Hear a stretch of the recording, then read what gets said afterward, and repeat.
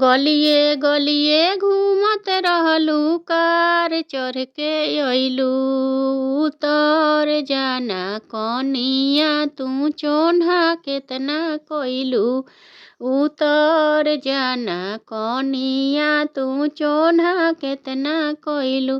खेता खेती गाना चुसलू खेता खेती गाना चुसलू कार चढ़ के अइलू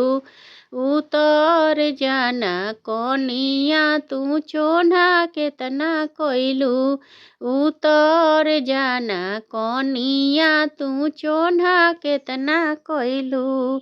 खेता खेती गाना चुसलू चौरे चौरे गाना चुसलू कार चढ़ के अइलू उतर जाना कनिया तू चोन्हा केतना कइलू